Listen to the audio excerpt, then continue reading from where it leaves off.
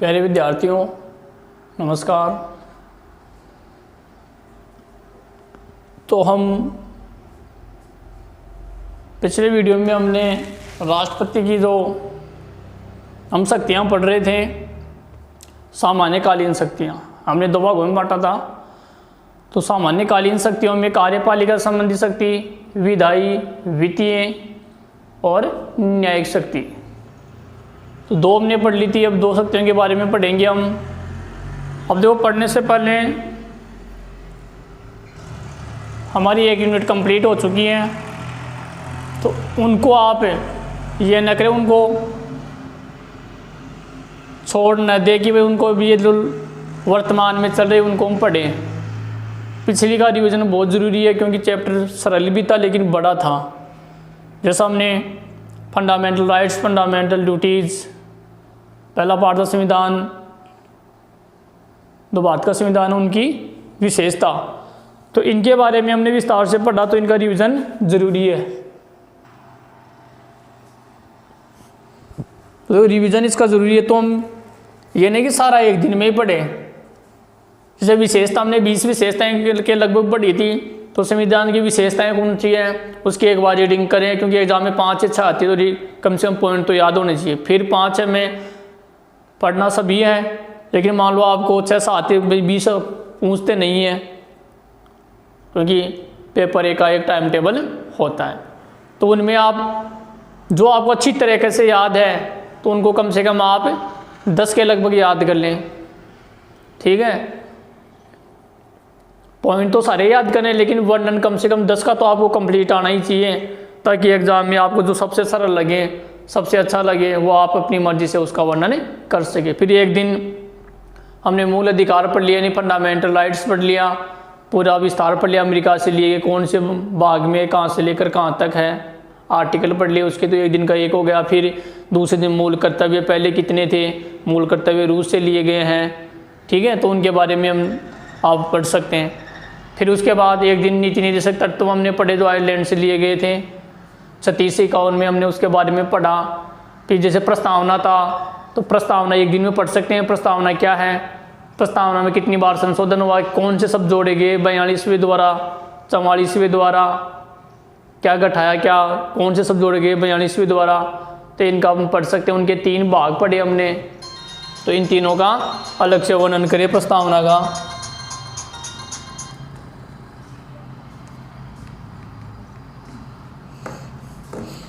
तो हम एक दिन में एक टॉपिक को ही क्या करें, कंप्लीट करें। तो ऐसे आपका रिवीजन भी होता रहेगा और आपको ऐसा लगेगा कि मुझे कुछ याद है।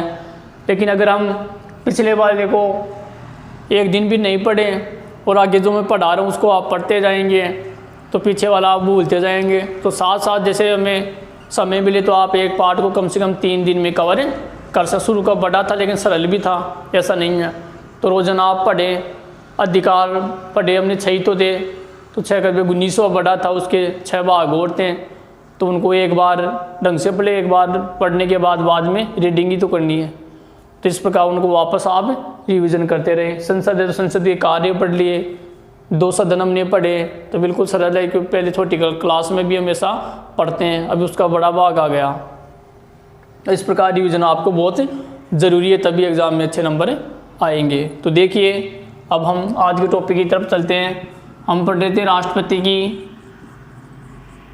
सामान्यकालीन शक्तियाँ, ठीक है, सामान्यकालीन शक्तियाँ। तो इसमें देखो, कार्यपालिका संबंधी शक्तियाँ, फिर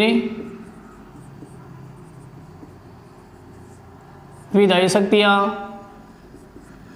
वित्तीय शक्तियाँ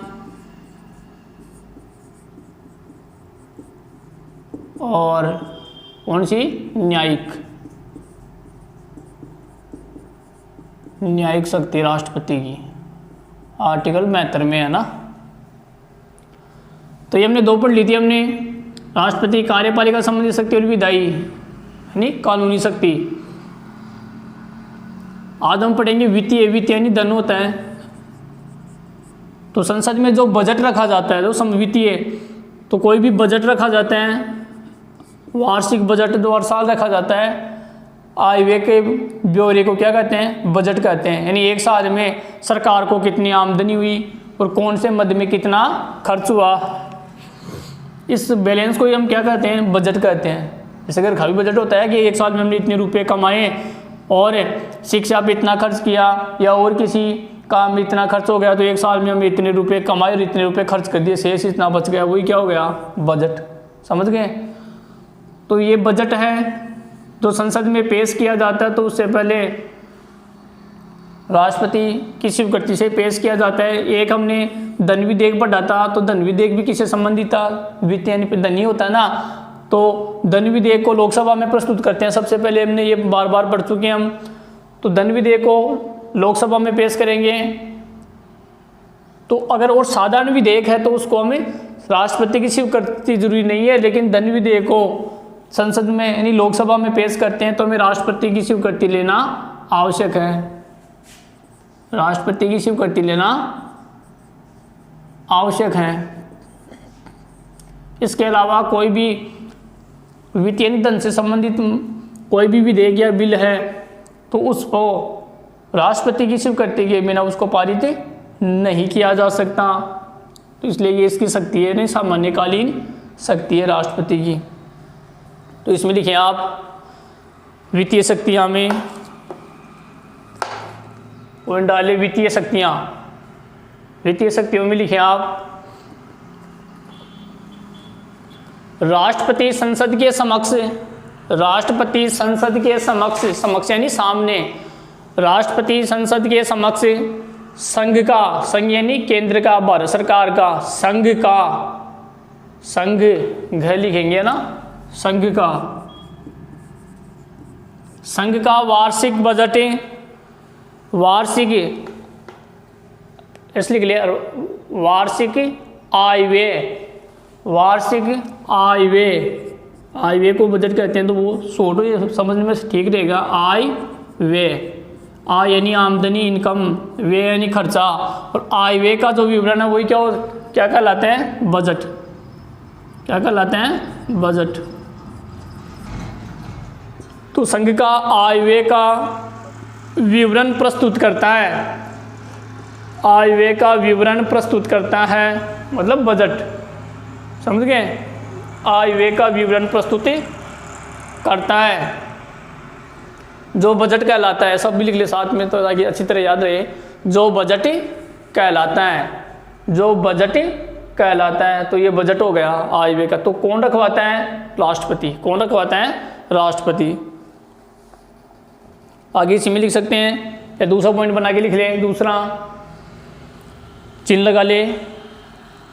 राष्ट्रपति की सिफारिश के बिना, राष्ट्रपति की सिफारिश के बिना, राष्ट्रपति की सिफारिश के बिना संसद से किसी भी प्रकार, संसद से किसी भी प्रकार की, संसद से किसी भी प्रकार की धनराशि की मांग नहीं की जा सकती है। संसद से किसी भी प्रकार की धनराशि की मांग नहीं की जा सकती है। तो दो पॉइंट हो गए। नंबर एक, संघ यानी भारत सरकार यानी केंद्र सरकार का जो आय व्यय जिसको हम बजट बोलते हैं, इनकम और खर्चा, उनका विवरण राष्ट्रपति लोग संसद में रखवाता है। ठीक है। इसके अलावा कोई भी धन से संबंधित सिफारिश हो राष्ट्रपति के बिना उसको संसद उसको पारित नहीं कर सकती है। तीसरी लाइन में लिखें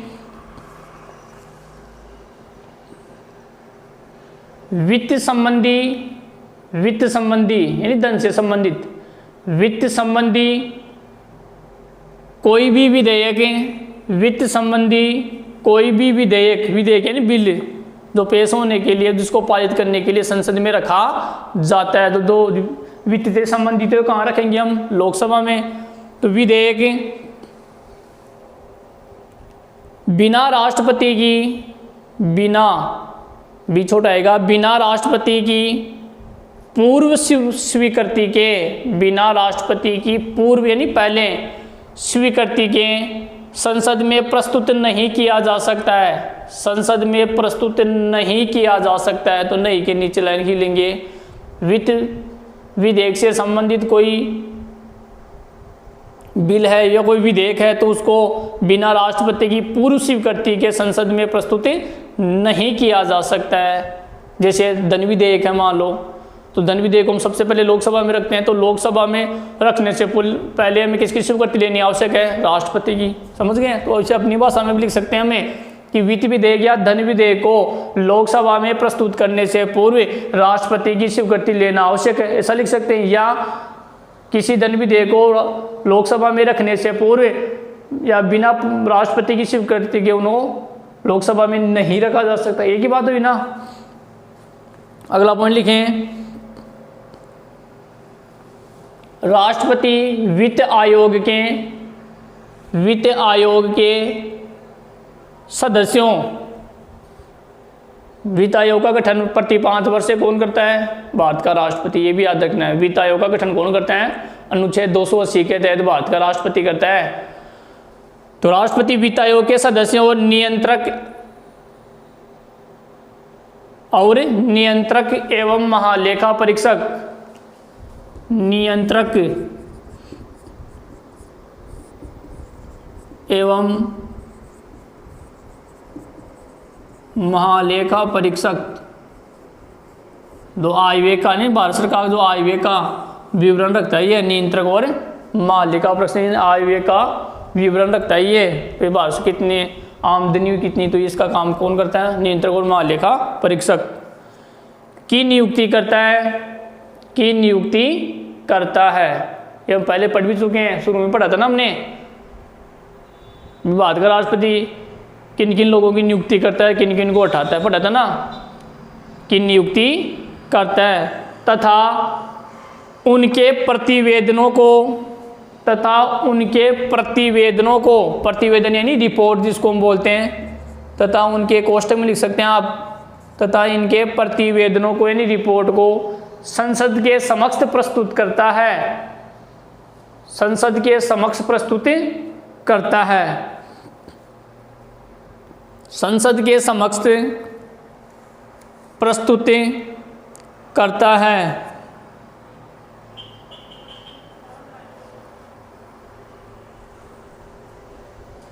एक लाइन और लिख लिया आखिरी, राष्ट्रपति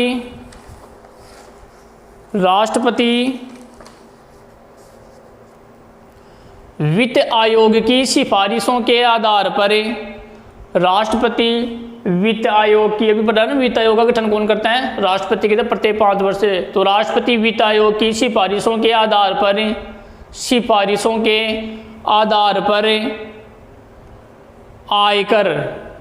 आयकर कर यानी टैक्स, जिसको इनकम टैक्स बोलते हैं इंग्लिश में ना, आयकर व अन्य करों से प्राप्त आय को, आयकर व अन्य करों से प्राप्त आय को केंद्र और राज्यों में बंटवाता है, केंद्र व राज्यों में बंटवाता है, केंद्र व राज्यों में बंटवाता है। अब देखो एक वित्त आयोग है, एक डिपार्टमेंट का नाम है वित्त आयोग, वित्त आयोग। तो वित्त आयोग का गठन प्रति 5 वर्ष से होता है राष्ट्रपति के द्वारा। याद रखना, वित्त आयोग का गठन कौन करता है? भारत का राष्ट्रपति करता है प्रति 5 वर्ष से। अब ये वित्त आयोग में भी हमने पढ़ा कि आयकर, आय यानी इनकम और कर यानी टैक्स। जैसे हम पढ़ते हैं ना, आप कोई भी फॉर्म भरते हैं तो आप आयकर दाता है या नहीं, इनकम टैक्स देते हैं या नहीं। हिंदी में आयकर, अंग्रेजी में इनकम टैक्स। आय यानी इनकम और टैक्स यानी कर। तो आयकर व अन्य कर एवं जो अन्य कर है जिसे सरकार को आमदनी होती है, टैक्स है ना, किसी भी इनकम टैक्स व अन्य और भी टैक्स है जिनसे सरकार को आमदनी होती है, तो उसमें भारत सरकार व राज्य सरकार के बीच वो क्या करता है? बंटवारा करता है कि कौन से राज्य को कितना रुपए खर्च करने के लिए देना है।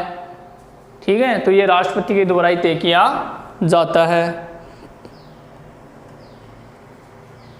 ठीक है। तो वित्त आयोग की सिफारिश के आधार पर ही राष्ट्रपति क्या करते हैं, राष्ट्रपति के द्वारा ही आयकर वन्य कर में जो पैसा प्राप्त होता है भारत सरकार को, उनको भारत सरकार व राज्यों में बांटा जाता है विकास के लिए। तो ये कंप्लीट हो गया। तीसरा था ना अपना वित्तीय। अब अंतिम कौन सा बच गया, न्यायिक शक्तियाँ या न्यायिक शक्ति, चौथा नंबर की। तो नंबर लगा सकते हैं ना, नंबर 4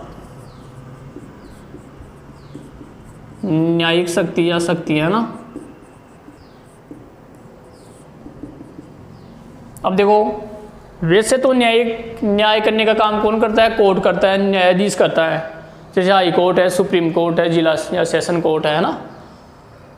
लेकिन भारत के राष्ट्रपति भी न्याय करता है। कैसे, हमने पढ़ा भाई 60 भारत का एक राष्ट्रपति होगा, 52 में, 53 में संघ की समस्त कार्यपालिका राष्ट्रपति में निहित होगी। अनुच्छेद 54 में क्या पढ़ा था, एक निर्वाचक मंडल द्वारा राष्ट्रपति का निर्वाचन किया जाएगा। 55 में प्रक्रिया पढ़ी थी हमने। 60 में राष्ट्रपति शपथ लेता है और 61 में महाभियोग यानी उसको पद से हटाया जा सकता है।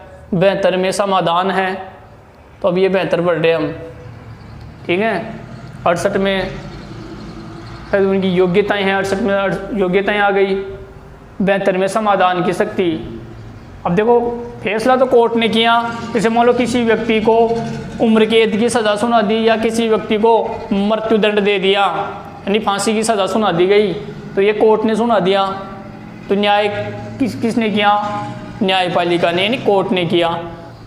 लेकिन हमारे भारत में क्या है कि किसी भी मृत्युदंड प्राप्त व्यक्ति या उम्र कैद का व्यक्ति भारत के राष्ट्रपति के पास न्याय के लिए जा सकता है। आखिरी ऑप्शन यही बचता है, यानी सुप्रीम कोर्ट के ऊपर कोई कोर्ट नहीं है। हम पढ़ चुके हैं ना, भारत का सर्वोच्च या अंतिम न्यायिक अपील का न्यायालय कौन सा है, सुप्रीम कोर्ट, जिसको हम उच्चतम न्यायालय भी कहते हैं, जो दिल्ली में है। लेकिन जिसको सजा सुनाई गई है अपराधी को, तो उसको क्या किया जाता है, एक मौका होता है कि वो राष्ट्रपति के पास अपनी प्रार्थना पत्र लिखे कि मुझे मृत्युदंड न दिया जाए, उसे उम्र कैद में बदल दे, या उसने अपराध नहीं किया था या उसकी अपराध का जो प्रकार था वो संगीन नहीं था, इतना भयंकर अपराध नहीं किया था, उनकी सज़ा को कम कर दिया जाए। उम्र कैद की सज़ा हुई है तो उनको कम कर दिया जाए, या 10 साल की हुई तो उसको 5 साल का कर दिया जाए, या उसको माफ़ कर दिया जाए। तो ये कौन करता है, राष्ट्रपति करता है। इसलिए तो हमने पढ़ा न्यायिक शक्ति। तो रटना नहीं, समझना है कि राष्ट्रपति भी न्याय करता है। कैसे, जैसे सुप्रीम कोर्ट ने या किसी सैनिक कोर्ट ने व्यक्ति को मृत्युदंड की सज़ा दे दी या आजीवन कारावास की सज़ा दे दी, तो भारत का राष्ट्रपति को ये अनुच्छेद 72 के तहत ये शक्ति है कि वो उनकी सज़ा को स्थगित कर सकता है, कम कर सकता है या माफ़ कर सकता है। तो इसमें लिखिए, अनुच्छेद 72 के द्वारा, अनुच्छेद 72 के द्वारा, अनुच्छेद आर्टिकल, अनुच्छेद 72 के द्वारा राष्ट्रपति को न्यायिक शक्तियां प्रदान की गई हैं। अनुच्छेद 72 के द्वारा राष्ट्रपति को न्यायिक शक्तियां प्रदान की गई हैं। तो 72 के नीचे लाइन खींच लेंगे, या आर्टिकल भी पूछ सकते हैं। आर्टिकल 72 के द्वारा राष्ट्रपति को न्यायिक शक्तियां प्रदान की गई हैं। अब देखो कौन सी न्यायिक शक्तियां,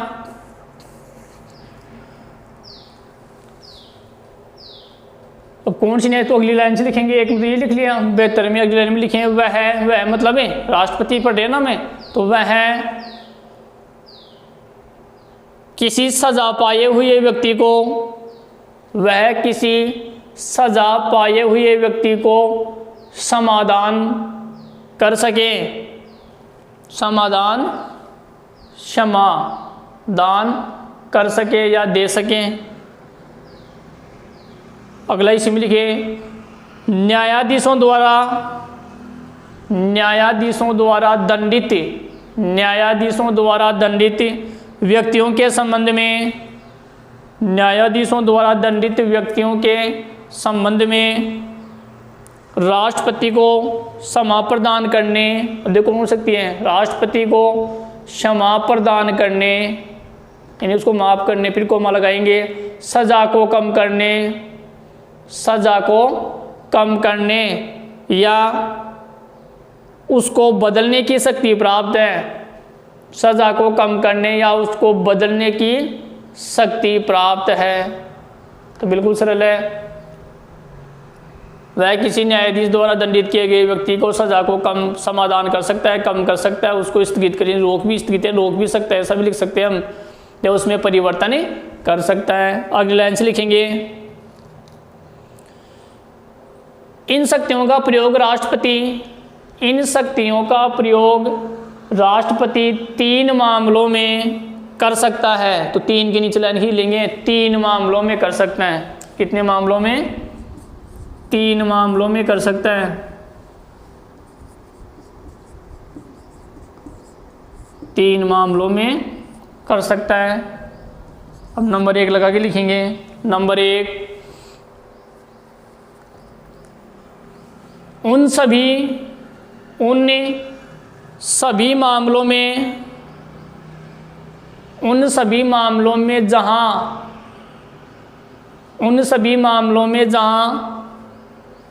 दंड किसी सैनिक न्यायालय ने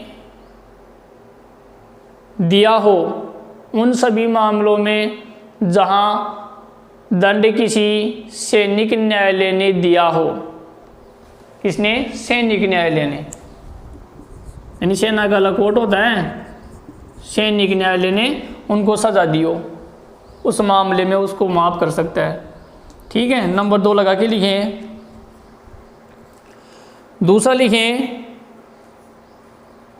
उन सभी मामलों में, दूसरी लाइन में 2 नंबर लगा लिखिए, उन सभी मामलों में जहां उसे दंड ऐसे अपराधों के लिए दिया गया हो, ऐसे अपराधों के लिए दिया गया हो जो संघ की कार्यपालिका शक्ति के अंतर्गत आते हैं, जो संघ की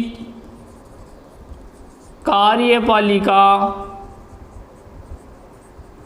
शक्ति के अंतर्गत आते हैं।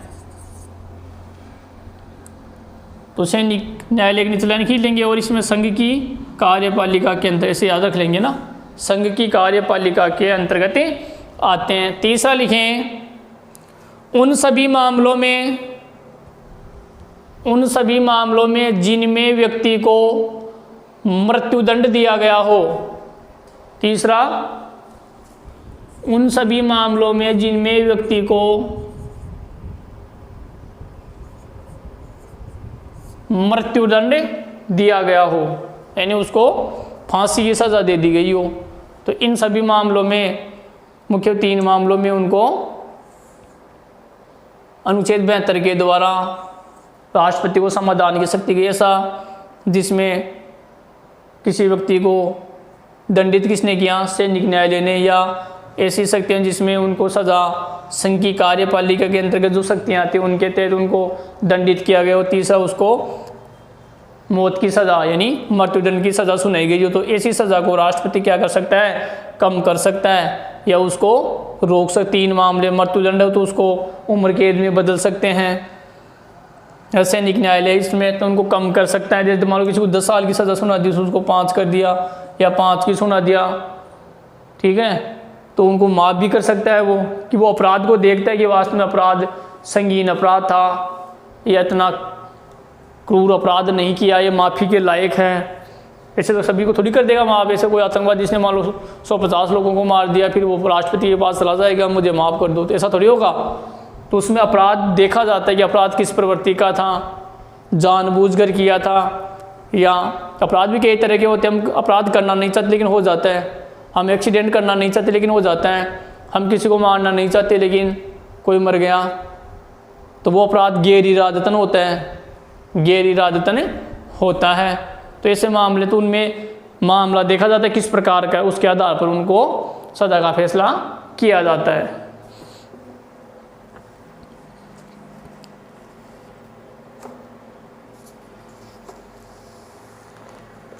तो आगे इसमें लिखिए, एक लाइन और लिख लें।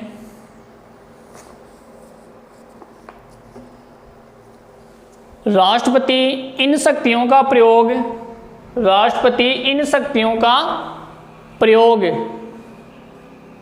अपने मंत्रियों के परामर्श से करेगा, अपने मंत्रियों के परामर्श से करेगा। यानी प्रधानमंत्री उसकी जो मंत्रिपरिषद है ना, उनकी सहमति लेगा, उनसे राय करेगा, उसके बाद में ये फैसला करेगा। क्योंकि भारत का राष्ट्रपति क्या होता है, एक नाम मात्र का होता है ना।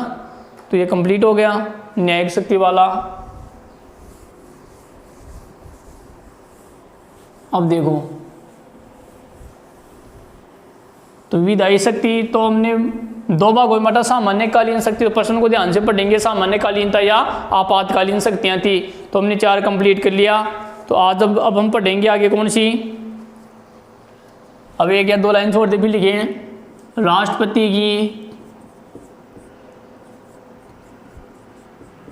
आपातकालीन शक्तियां। तो राष्ट्रपति की शक्तियां 2 प्रकार की है, सामान्यकालीन और आपातकालीन, जिसमें हमने एक पढ़ लिया सामान्यकालीन। तो एग्जाम में प्रश्न आता है ऐसे, प्रश्न को पढ़ने दोनों पूछ रहा है कि एक पूछ रहा है तो अलग अलग पूछ देगा आपको। सामान्यकालीन शक्तियों का वर्णन कीजिए, तो आपको दिमाग में वो 4 शक्तियाँ आनी चाहिए। कौन सी, कार्यपालिका संबंधी, विधायी शक्ति, वित्तीय शक्ति और न्यायिक शक्ति। ये 4 पॉइंट याद होने ही चाहिए, तभी नंबर आएंगे। और आपातकालीन शक्ति, इमरजेंसी, हम पहले पढ़ चुके हैं। अनुच्छेद 352, 4 जोड़ देंगे, 352, 356 और 360। तो ये इसके पहले अनुच्छेद भी लगाएंगे, ये जरूरी है। मैं तो समझाने के लिए लिख रहा हूँ, क्योंकि 352 क्या कुछ भी हो सकता है, लेकिन आर्टिकल पढ़ रहे हैं हम। तो 300 आपातकालीन शक्तियों में अनुच्छेद लिखने हैं आपको 3 ही। कौन से? 3। 352, 52 4 56, 56 4 60, ऐसे याद कर लेंगे। क्यों? 300 सब में है, तो सब में 4 जोड़ देंगे, क्योंकि कई बार भूल जाते हैं। 56 के बाद में, 52 के बाद में 56 था, 57 था, 58 था, भूल जाते हैं ना बीच वाला ये। तो सब में 4 जोड़ देंगे, ठीक है। और आपातकालीन शक्तियों का वर्णन है वो संविधान के भाग 18 में। तो संविधान में कुल भाग कितने पढ़े थे हमने? 22। कितने पढ़े थे? 22। तो जिसमें भाग 18 में, तो ये प्रश्न ही पूछ लेते हैं 1 नंबर का प्रश्न। भारतीय संविधान के कौन से भाग में राष्ट्रपति की आपातकालीन शक्तियों का वर्णन किया गया है? तो आपको मन से लिखना है 18। भाग कौन सा? 18। ठीक, जैसे हमने कर्तव्य पढ़ा था ना, भाग 4 क 51 क पढ़ा था। अधिकार, मूल अधिकार पढ़े थे हमने अमेरिका से। अधिकार 3 में, नीति निर्देशक तत्व भाग 4 में। तो ऐसे 22 भाग हैं। तो उसमें कौन से भाग में? 18 तो भाग, और अनुच्छेद 352, 56 और 60 में। तो इसमें लिखें आप आपातकालीन शक्तियों में।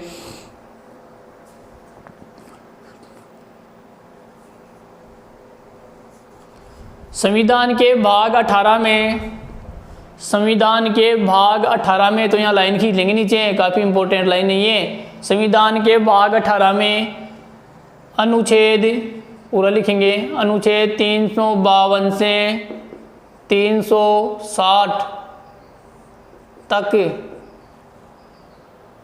या में 360 तक में आपातकालीन, राष्ट्रपति पढ़े ना, तो राष्ट्रपति की आपातकालीन शक्तियों का वर्णन किया गया है। राष्ट्रपति की आपातकालीन शक्तियों का वर्णन किया गया है। अगली लाइन से लिखेंगे,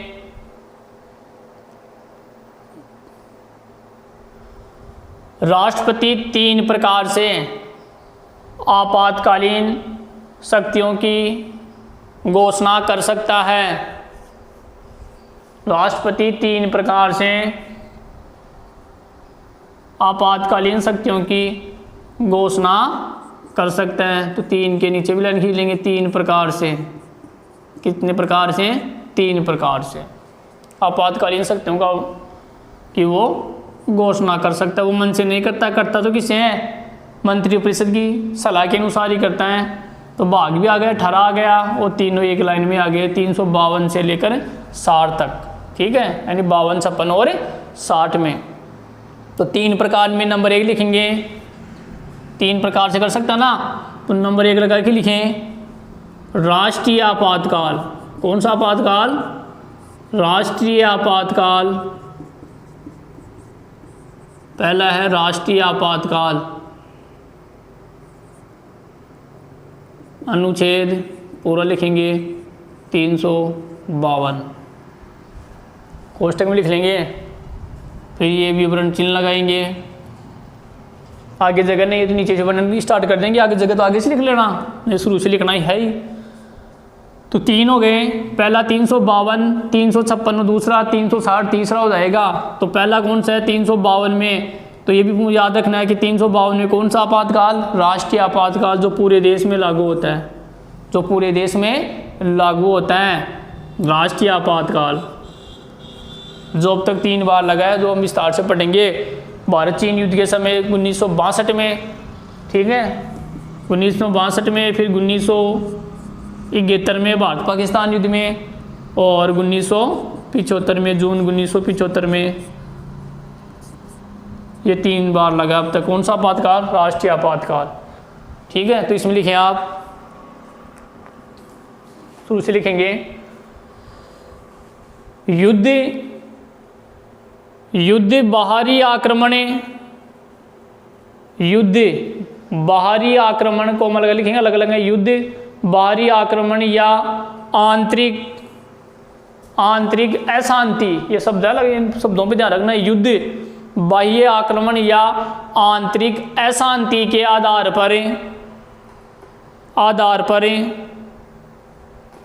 राष्ट्रीय आपातकाल लागू किया जा सकता है, राष्ट्रीय आपातकाल लागू किया जा सकता है।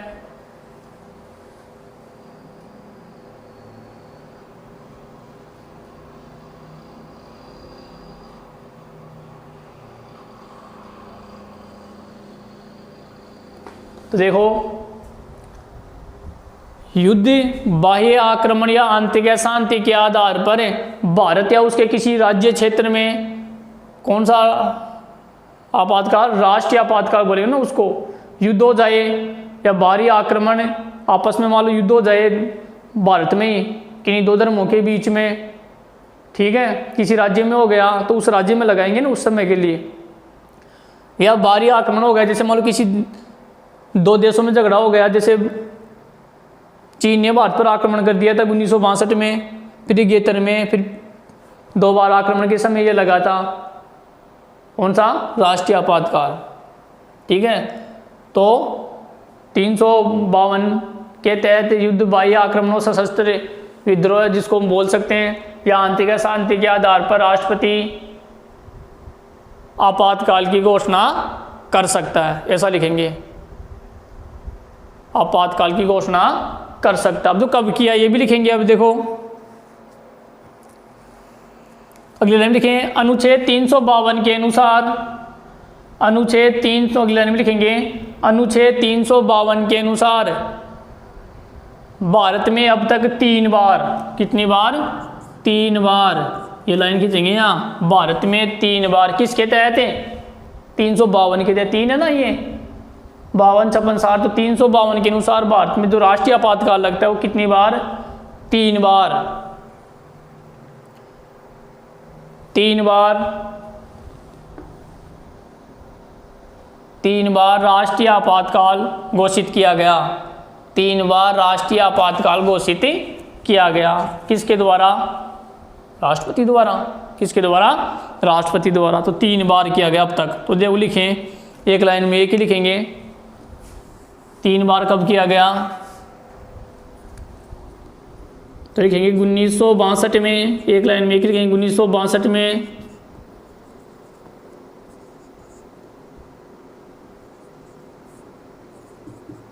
चीन द्वारा,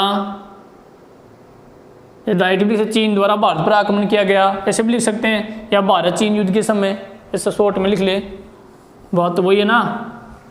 1962 में चीन ने भारत पर हमला कर दिया था उस समय, तो युद्ध कौन सा हो गया? भारत चीन युद्ध के समय, भारत चीन युद्ध के समय, नंबर 1। दूसरा 3 पढ़े ना, 3 बार हुआ अब तक। दूसरा कब होता है? 1971 में, में वही भारत है, क्योंकि भारत में लगा तो भारत तो सब में आएगा। भारत है वह कौन सा, पाकिस्तान, इसको शॉर्ट में पाक भी कहते हैं। भारत पाक युद्ध के समय, ठीक है। अब तीसरा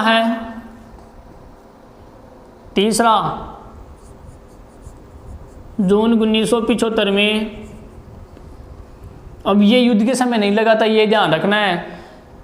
कितनी बार लगा, कुल पूछे तो 3 बार, तो 2 तो युद्ध के कारण और 1 आंतरिक अशांति, तो मैंने लिखा है युद्ध, बाहरी आक्रमण और आंतरिक अशांति के आधार पर। तो कुल पूछे तो 3 बार, और अलग पूछे युद्ध के कारण कितनी बार, तो 2 बार। ये तो युद्ध के कारण हो गया 2 बार, ठीक है। तो 75 में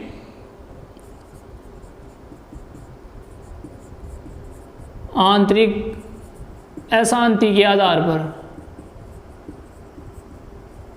आंतरिक अशांति के आधार पर, ठीक है, ये 1 बार लगा है। ये 2 बार युद्ध के कारण, 2 बार और 1 बार, तो टोटल कितनी बार हो गया, 3 बार। इसे याद रख सकते हैं। तो 352 के तहत 3 बार, 62 में भारत और चीन का युद्ध हुआ, उस समय लगा। फिर 71 में भारत और पाकिस्तान का युद्ध हुआ, उस समय लगा। फिर तीसरा कब लगा, 19 जून 1975 में आंतरिक अशांति का। तो 3 हो गए टोटल। अब युद्ध के कारण तो कितनी बार लगा, 2 बार, यानी 62 का युद्ध और 71 का युद्ध। और आंतरिक अशांति के आधार पर, तो यहाँ लाइन खींचेंगे, काफ़ी इंपॉर्टेंट है ये। आंतरिक अशांति के आधार पर भारत में अब तक कितनी बार आपातकाल लग चुका है, 1 बार। कितनी बार, 1 बार। कब, जून 1975 में। और युद्ध के कारण कितनी बार, 2 बार, 62 और 71 में। तो कुल कितने हुए, 3 बार। तो ये आपातकाल किसने लगाया था, आंतरिक अशांति के आधार पर इंदिरा गांधी ने। किसने लगाया था, इंदिरा गांधी ने आंतरिक अशांति के आधार पर भारत में आपातकाल लगाया था जून 1975 में। सन भी याद रखनी है, काफ़ी इंपॉर्टेंट है। या तो तीनों ही करनी है, लेकिन ये काफ़ी इंपॉर्टेंट है। आंतरिक अशांति के आधार पर 1 बार इंदिरा गांधी के समय और जून 1975 में लगाया गया था। अब देखो,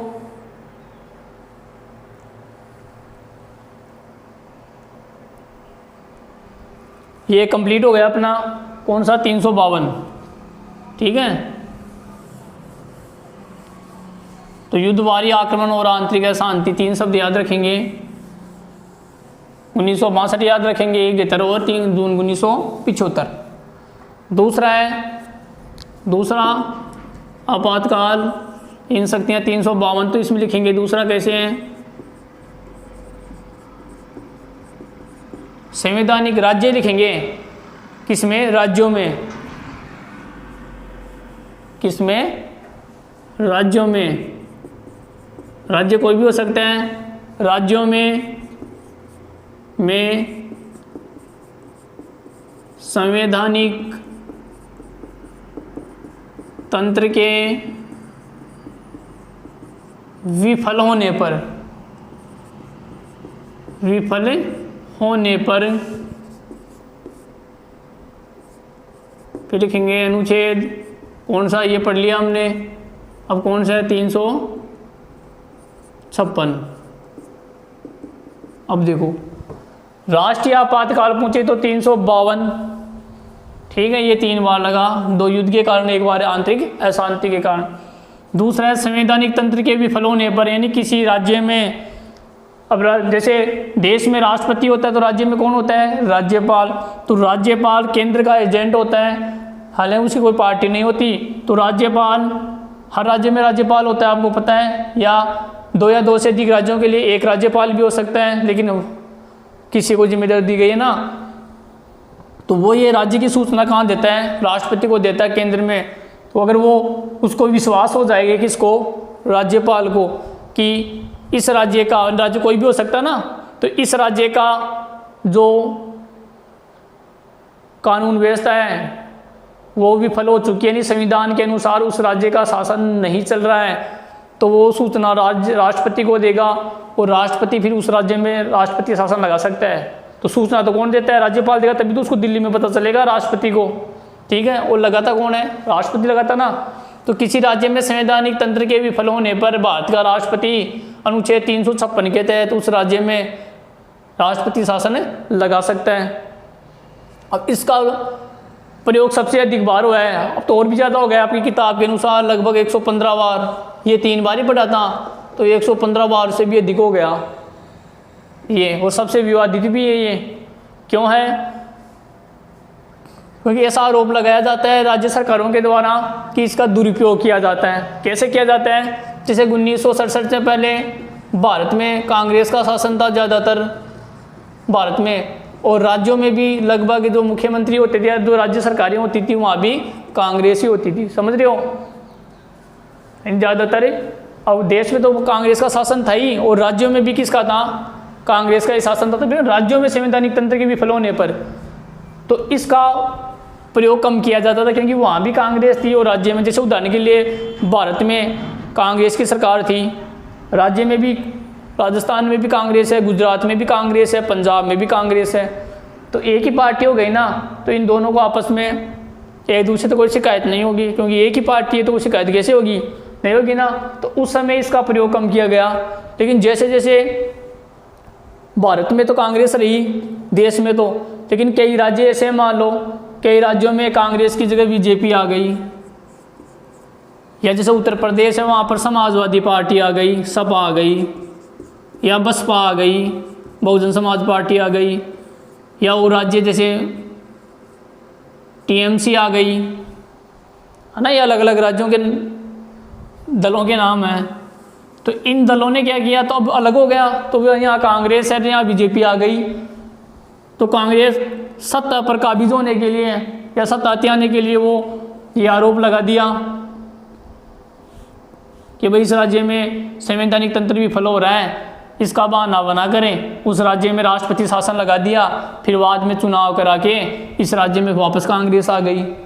तो ये शिकायत तो ये शिकायत है राज्यों के द्वारा कि जहाँ अब जैसे ऊपर बीजेपी की सरकार है, अब राजस्थान में कांग्रेस अलग हो गई ना, तो ऐसे राज्यों में दिक्कत होती थी।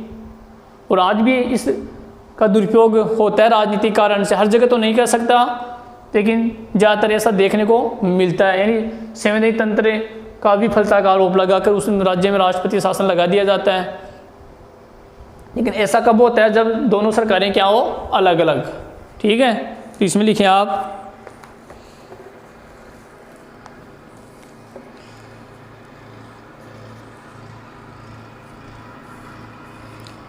लिखिए, और शुरू से लिखेंगे।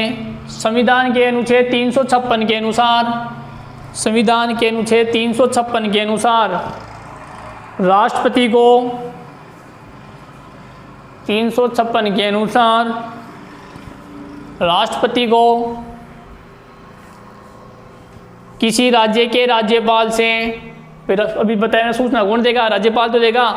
तो किसी राज्य के राज्यपाल से मिले प्रतिवेदन, प्रतिवेदन है रिपोर्ट, किसी राज्य के राज्यपाल से मिले प्रतिवेदन अथवा अन्य किसी माध्यम से यह ज्ञात हो जाए, अन्य किसी माध्यम से यह ज्ञात हो जाए कि उस राज्य में इन राज्य कोई भी हो सकता है, तो उस राज्य में संविधान के अनुसार शासन चलना संभव नहीं हो रहा है। संविधान के अनुसार शासन चलना संभव नहीं हो रहा है। यानी राष्ट्रपति को पता लग जाए, राज्यपाल के द्वारा रिपोर्ट अन्य किसी प्रकार से पता चल जाए कि उस राज्य में संविधानिक तंत्र विफल हो था, संविधान के नियमों के अनुसार कानून व्यवस्था नहीं चले, अपनी भाषा में लिख सकते हैं हम। तो राष्ट्रपति उस राज्य में क्या लगा सकते हैं? राष्ट्रपति शासन हो जाए तो वह मतलब राष्ट्रपति ऐसा लिख ले, तो राष्ट्रपति उस राज्य में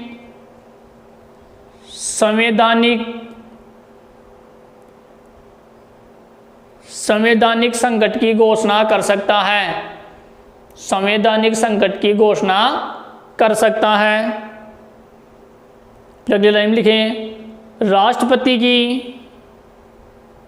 राष्ट्रपति की ऐसी घोषणा 2 माह के भीतर, 2 माह के नहीं चलाएंगे, 2 महीने, 2 माह के भीतर, 2 माह के भीतर संसद के समक्ष रखी जाएगी, संसद के समक्ष रखी जाएगी। यानी किसी राज्य में राष्ट्रपति शासन लगा दिया, अब वो सही है गलत है, इसके लिए इसका जो प्रतिवेदन वो क्या करेंगे, संसद में रखा जाएगा 2 माह के भीतर, 2 माह के अंदर अंदर 60 दिन के अंदर अंदर रखा जाएगा या संसद के समक्ष रखी जाएगी। क्या ऐसी घोषणा संसद के समक्ष रखी जाएगी जहां दोनों सदनों द्वारा यानी लोकसभा और राज्यसभा द्वारा, तो वहाँ जहाँ दोनों सदनों द्वारा इसका अनुमोदन होना आवश्यक है, अनुमोदन होना आवश्यक है। यानी राष्ट्रपति शासन लगा दिया, फिर उसका अनुमोदन होना आवश्यक, संसद में उस प्रस्ताव को रखेंगे तो लोकसभा में वो पास होना चाहिए और राज्यसभा में भी पास होना, अनुमोदन होना चाहिए कि हाँ वास्तव में इस राज्य में संवैधानिक तंत्र विफल हो चुका है, यानी संविधान के नियम के अनुसार वहाँ उस राज्य का संविधान, उस राज्य का शासन नहीं चल रहा है, तो राष्ट्रपति ने जो शासन लगाया वो बिल्कुल सही है, या जो फैसला लिया है बिल्कुल सही है, तो आवश्यक है। ठीक है, तो किसका अनुमोदन आवश्यक है या किसकी सहमति आवश्यक है, संसद के दोनों सदनों की। ठीक है, अगला पॉइंट लिखिए, अगली लाइन से स्टार्ट करेंगे। किसी भी राज्य में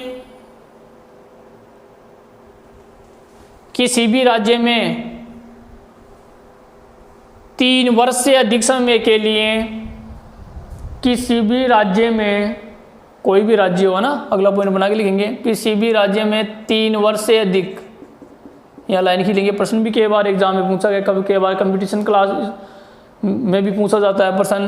किसी भी राज्य में 3 वर्ष से अधिक राष्ट्रपति शासन नहीं लगाया जा सकता है, 3 वर्ष से अधिक राष्ट्रपति शासन नहीं लगाया जा सकता है, नहीं लगाया जा सकता है, नहीं अधिकतम 3 वर्ष। ठीक है, 3 वर्ष के अंदर नए चुनाव कराना जरूरी है, यानी राष्ट्रपति शासन नहीं रह सकती, ये संविधान में लिखा हुआ है, 3 वर्ष खूब होते हैं, तो 3 वर्ष से अधिक राष्ट्रपति शासन नहीं लगाया जा सकता। ठीक है, ये बार राजस्थान में भी लगा था, तो आखिरी था 2 वर्ष और 11 महीने का, यानी 3 वर्ष से अधिक नहीं हो सकता ना, तो उसके बाद में ये राजस्थान का दूसरा मुख्यमंत्री बना था। तो उसी प्रकार 3 वर्ष से अधिक, ये प्रश्न छोटा प्रश्न बन सकता है, 3 वर्ष से अधिक राष्ट्रपति शासन नहीं लगाया जा सकता।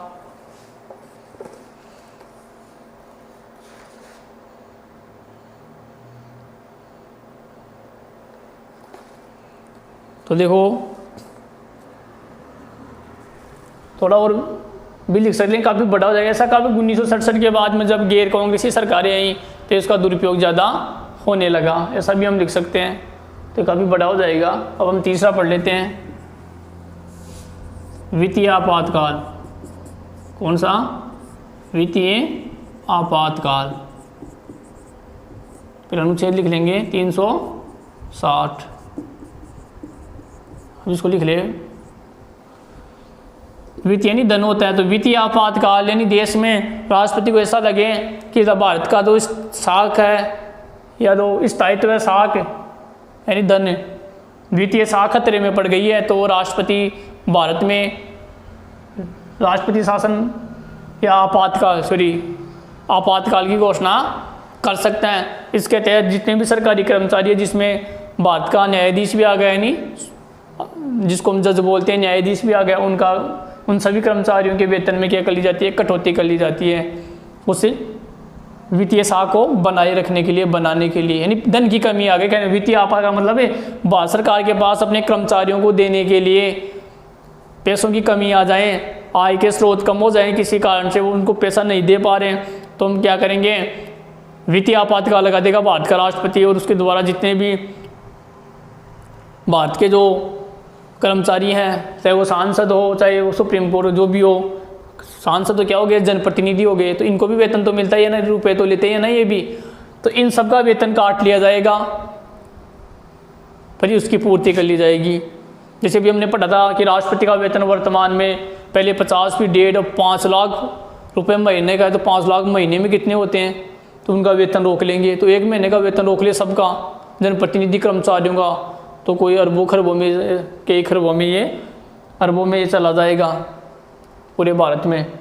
तो ये वित्तीय आपातकाल, लेकिन अब तक ये एक बार भी नहीं लगा है, अब तक एक बार भी नहीं लगा है, यानी भारत में वित्तीय आपातकाल नहीं लगा है। ठीक है, ये इसकी मुख्य बातें थी। अब लिखिए इसमें आप इस अनुच्छेद के अनुच्छेद लिख लिया तो बार बार लिखने की जरूरत नहीं है। इस अनुच्छेद के द्वारा, नीचे से लिखेंगे, इस अनुच्छेद के द्वारा यदि राष्ट्रपति को यह विश्वास हो जाए, यदि राष्ट्रपति को यह विश्वास हो जाए कि देश में ऐसी स्थिति उत्पन्न हो गई है, राष्ट्रपति को यह विश्वास हो जाए कि देश में ऐसी स्थिति उत्पन्न हो गई है जिससे भारत का वित्तीय स्थायित्व संकट में है, जिससे भारत का वित्तीय स्थायित्व लिखें संकट में है, तब वह वित्तीय आपातकाल की घोषणा कर सकता है। कभी जब राष्ट्रपति को यह एहसास हो जाए कि वित्तीय स्थायित्व खतरे में है। अगला लाइन लिखें, वही वापस ऐसी घोषणा का 2 माह के भीतर, तो 2 के नीचे लाइन खींच लेंगे, जो ऊपर पढ़ा था हमने, 2 माह के भीतर संसद से अनुमोदन आवश्यक है, संसद से अनुमोदन आवश्यक है, यानी संसद मतलब दोनों सदनों से, ऊपर पढ़ा ना, भी हमने इसमें पढ़ा था। तो ऐसी घोषणा करने से पहले संसद के दोनों सदनों से अनुमति लेना या अनुमोदन आवश्यक है, उन्हीं स्वीकृति आवश्यक है। अगली लाइन में लिखिए, वित्तीय आपातकाल के समय, अब देखो इसमें क्या होता है, तीसरी लाइन में लिखेंगे, वित्तीय आपातकाल के समय, चिन्ह लगा के लिखिए, वित्तीय आपातकाल के समय सभी अधिकारियों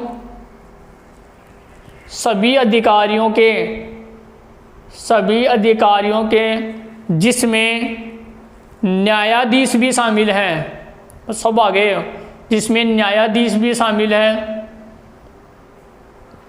वेतन में कटौती की जा सकती है, जिसमें न्यायाधीश भी शामिल है, वेतन में कटौती की जा सकती है। यानी सभी अधिकारी इसके तहत, भारत के जो सभी अधिकारी है, कर्मचारी हैं, और उसमें भारत का मुख्य न्यायाधीश जितने भी है वो भी शामिल है, उनके वेतन में कटौती की जा सकती है, फिर इससे भरपाई कर लेंगे। ठीक है,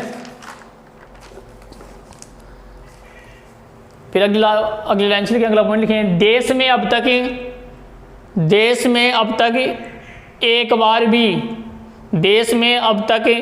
बार भी वित्तीय आपातकाल नहीं लगाया गया है। वाले खड़े में ना, अभी देश में अब तक एक बार भी वित्तीय आपातकाल नहीं लगाया गया है, यानी ऐसी आवश्यकता नहीं पड़ी। तो ये लगभग कंप्लीट हो गए यहाँ तक ही। फिर अगली लाइन से लिखेंगे, 2 लाइन और रह गई। इस प्रकार स्पष्ट है कि नहीं सकते पूरी हो गई, तीनों पढ़ लिया हमने, तो अभी एक लाइन छोड़ के इसका सारांश लिखना है, कहने का मतलब। ठीक है, तो इस प्रकार स्पष्ट है कि संवैधानिक रूप से सामान्य काल एवं संकट काल में 2 शक्तियां ना राष्ट्रपति की, सामान्य काल व संकट काल में राष्ट्रपति को व्यापक शक्तियां प्राप्त हैं। इस प्रकार स्पष्ट है कि संवैधानिक रूप से संकट काल व सामान्य काल में राष्ट्रपति को व्यापक शक्तियां प्राप्त हैं, लेकिन वह इन शक्तियों का प्रयोग, लेकिन अब यहाँ ध्यान रखेंगे, लेकिन वह इन शक्तियों का प्रयोग प्रधानमंत्री व उसकी मंत्रिपरिषद की सिफारिश के आधार पर ही कर सकता है। लेकिन वह इन शक्तियों का प्रयोग प्रधानमंत्री व उनकी मंत्रिपरिषद की सिफारिशों के आधार पर ही कर सकता है। तो ये हमारे आज का दो वो रह गए थे, हमने सामान्य शक्तियाँ कंप्लीट कर ली, आज 3, ये तो राष्ट्रपति की आपातकालीन शक्तियों का कंप्लीट पॉइंट हो गया। इसमें 2-3 प्रकार की 352, 56 और 60 पढ़ी, बिल्कुल सरल है। युद्धवाही आक्रमण, आंतरिक अशांति के आधार पर संवैधानिक तंत्र के विफल हो जाने पर, और वित्तीय आपातकाल 360, तो ये एक बार भी नहीं लगा, 115 बार से अधिक और ये 3 बार 1962, 71 और जून 1975 में लगा। आंतरिक शांति के आधार पर इंदिरा गांधी के समय लगाया गया था। ठीक है। फिर लास्ट में इस प्रकार की जो 2 शक्तियाँ थी, संकटकालीन या सामान्यकालीन शक्तियाँ, राष्ट्रपति को व्यापक शक्तियाँ प्राप्त है, लेकिन इन शक्तियों का प्रयोग मन से नहीं कर सकता, उसके लिए उनको प्रधानमंत्री उसकी मंत्रिपरिषद की सिफारिश भी ऐसा कर सकता है। तो आज अगले वीडियो में हम प्रधानमंत्री के बारे में पढ़ें, उनकी स्थिति क्या है, उनके कार्य क्या है वो पढ़ेंगे। राष्ट्रपति का जो वीडियो था वो कंप्लीट हो चुका है, आप इसको पढ़ें। एक दिन में हम दोनों शक्तियाँ, आपातकालीन, संकटकालीन, या एक ही बात है, ये तो आपातकाल और संकटकालीन बोलते हैं इसको, और सामान्यकालीन शक्तियाँ, उनको आप आसानी से इसको एक दिन में इसको कवर कर सकते हैं। धन्यवाद।